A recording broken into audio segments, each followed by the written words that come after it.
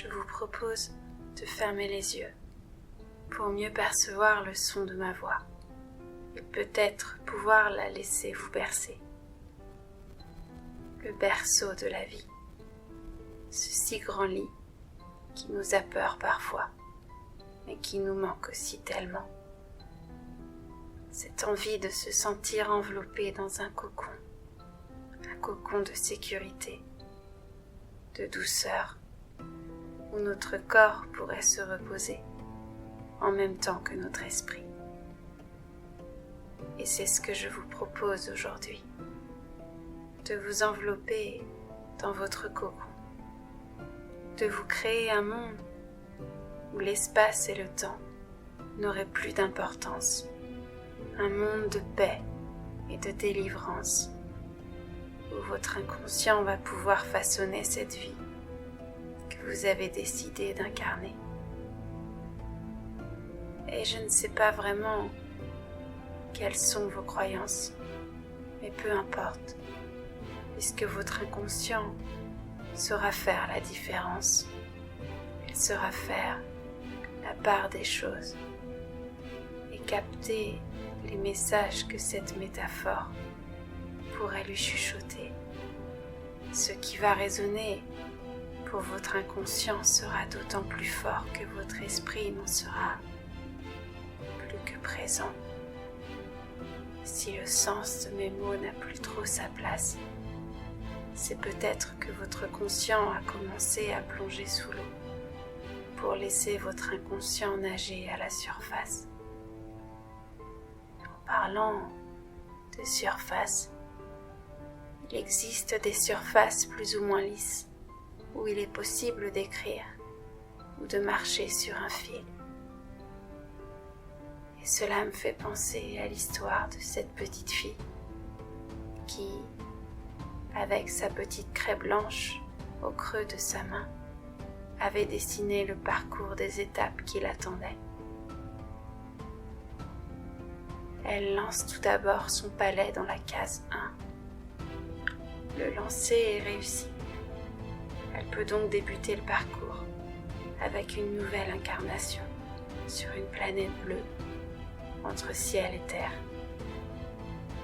Pour compliquer le jeu, elle rentre dans la dualité en choisissant d'oublier ses vies passées. Et elle se retrouve dans un cocon de douceur et de sécurité, comme dans une bulle de savon, sans en connaître encore la sensation. Et le temps paraît une éternité, et à la fois n'a pas de limite.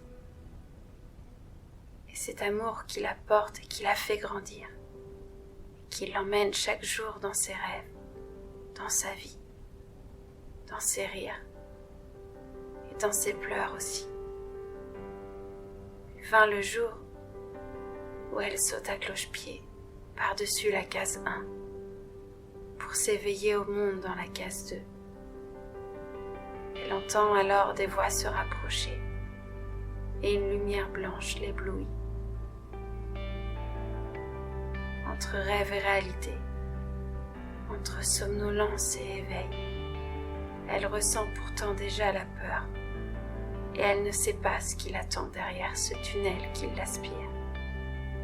Et en voyant le bout, elle a l'impression que ce passage lui permet de renaître à nouveau. Elle respire enfin et elle pousse un immense cri.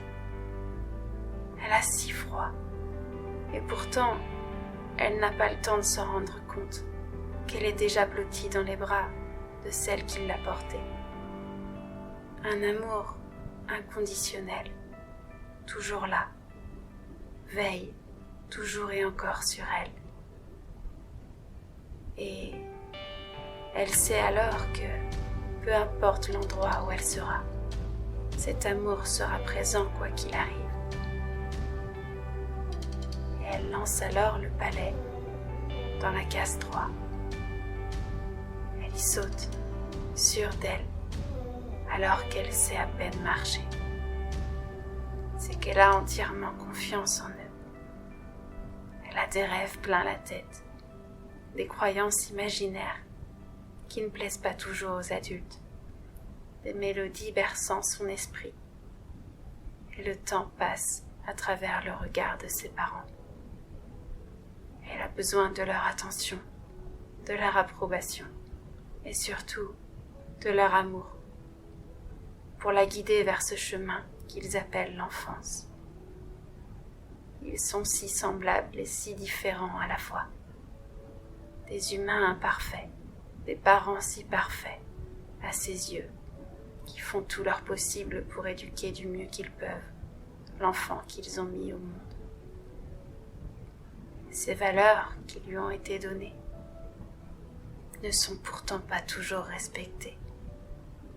En faisant un saut vers l'école à cloche-pied, elle se rend compte que la tolérance n'est pas toujours au rendez-vous et que ces différences sont loin d'être appréciées. Il parle de normalité, d'uniformité et surtout de superficialité. La plupart ne jouent plus à la marelle comme elle et préfèrent des écrans de télé-réalité. Mais elle apprend que ces différences sont des contrastes de force, des nuances entre chacun, qui nous rapprochent les uns des autres. Et dans ce semblant de solitude et de bazar ambulant, elle comprend plus vite qu'elle ne le voudrait. Alors elle garde en secret cette innocence cachée, derrière les pleurs et les deuils s'avoisinant, en grandissant avec la peur au ventre de devoir poser un pied dans chaque case, et ce en même temps. Et en effet, en lançant son palais du côté droit, les responsabilités d'une vie professionnelle bien classée, et du côté gauche, l'envie de partir à la découverte de ce monde, et de chercher inconsciemment à se connaître encore et toujours un peu plus.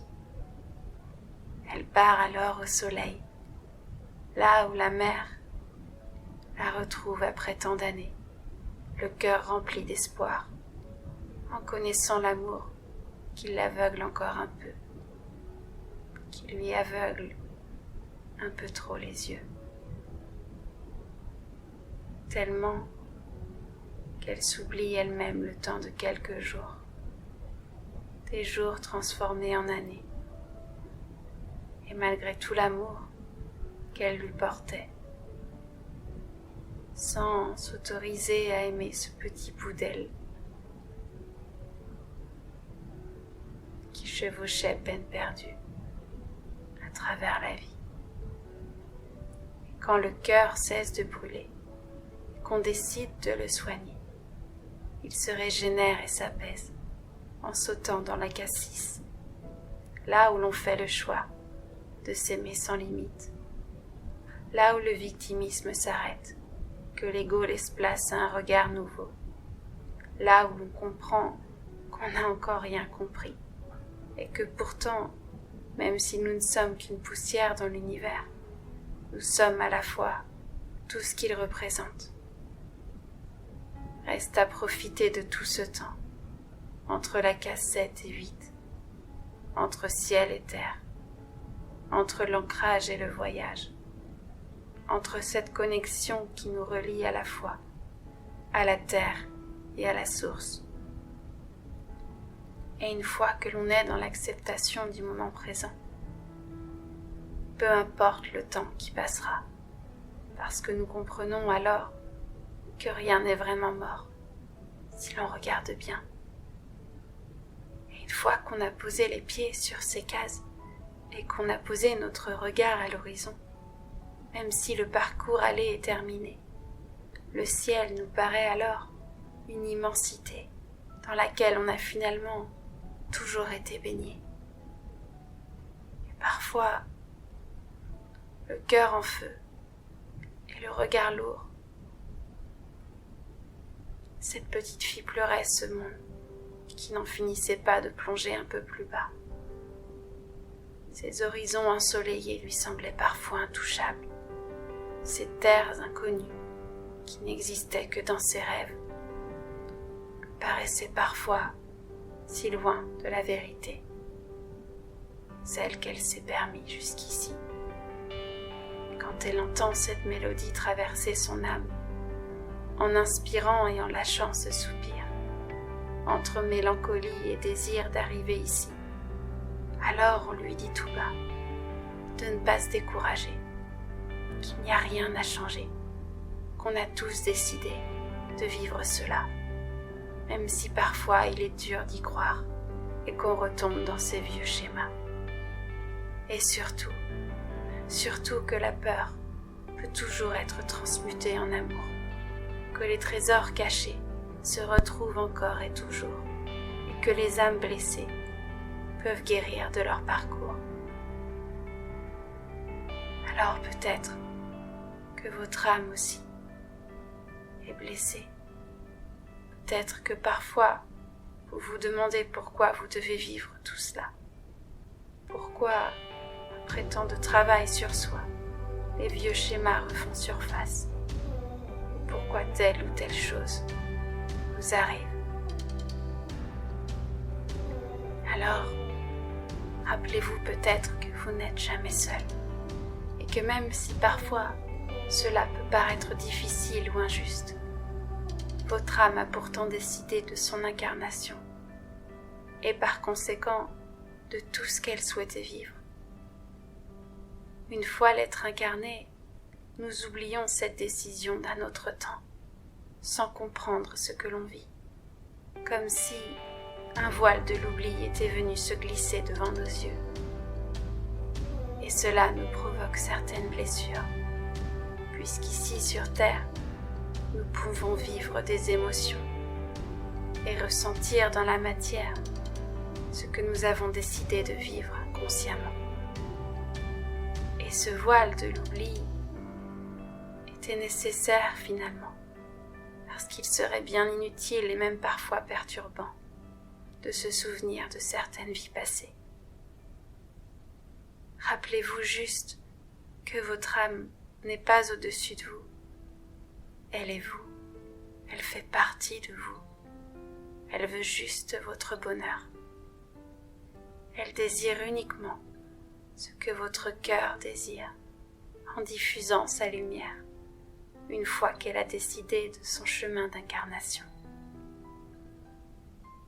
Votre inconscient peut maintenant comprendre et ressentir d'où vous venez, comprendre vos vieux schémas et vos programmes et vous défaire de vos mémoires afin de pouvoir enfin vous laisser porter par la vie. À partir de maintenant, vous vous libérez de vos peurs et en comprenant que vous avez accepté cette vie pour mieux percevoir vos programmes et mieux avancer, pour pouvoir briller et vivre votre vie comme s'il s'agissait d'une grande scène de théâtre où vous pourriez prendre plaisir à devenir l'acteur de votre vie, en laissant votre libre arbitre vous guider tout autant que vos guides, si vous le souhaitez. Peut-être que ce guide, peut-être que ce petit ange qui est venu veiller sur vous, propagez cette lumière plus profondément ce soir, plus intensément, pour vous aider à voir plus clair lorsque vous vous retrouverez dans le noir, pour vous aider à voir plus clair, pour vous aider à vous envelopper de lumière. Votre corps va pouvoir doucement se désengourdir et quand vous le souhaiterez, à votre rythme, vous pourrez revenir ici et maintenant, au moment présent, et rouvrir les yeux.